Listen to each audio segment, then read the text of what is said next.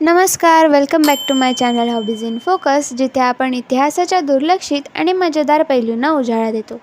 तर आजचा विषय आहे नाण्यांमधील गमती-जमती.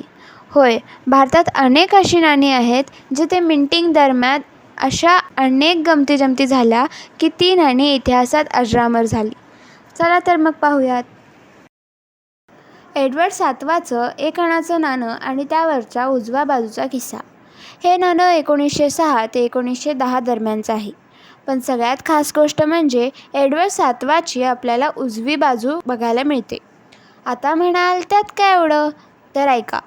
नॉर्मली कॉईन्समध्ये जो राजकर्त्यांचा फोटो दाखवण्यात येतो त्यांची आपल्याला डावी बाजू पाहायला मिळते.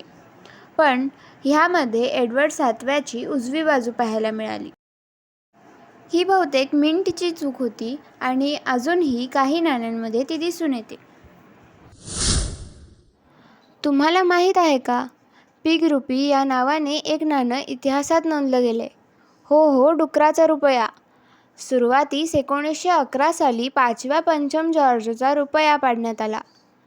राजाच्या छातीवर राजपट्ट्याच्या हत्तीच्या डिझाईनवरील हत्तीची सोंड प्रमाणापेक्षा कमी झाली व पायाची उंचीसुद्धा कमी होती. त्यामुळे तो प्राणी हत्तीसारखा न दिसता डुकरासारखा दिसून येऊ लागला. हा 1911 सालचा रुपया नाणेशास्त्रात पिग रुपी म्हणून ओळखला जाऊ लागला.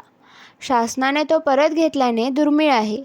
1912 पासून चांदीच्या रुपयावरील हत्तीची डिझाईन हुबेहूब हत्तीप्रमाणे पाडण्यात आली. 1996 मध्ये भारत सरकारनं नेताजी सुभाषचंद्र बोस यांच्या जन्मशताब्दीनिमित्त 2 रुपयांचं स्मारक नाणं जारी केलं.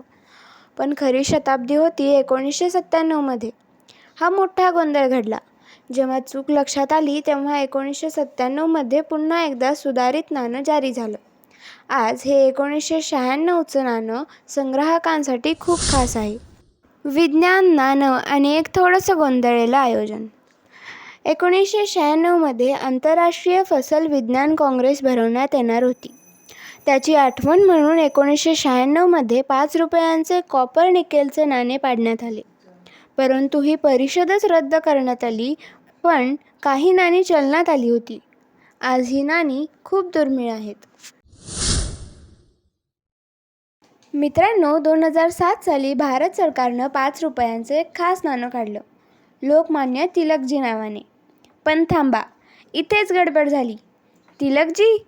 अरे हो, तुमच्या आमच्यासारख्या मराठी माणसाला लगेच जाणवतं. तिलक म्हणजे आदराचं नाव, पण जी लावून का बोलला?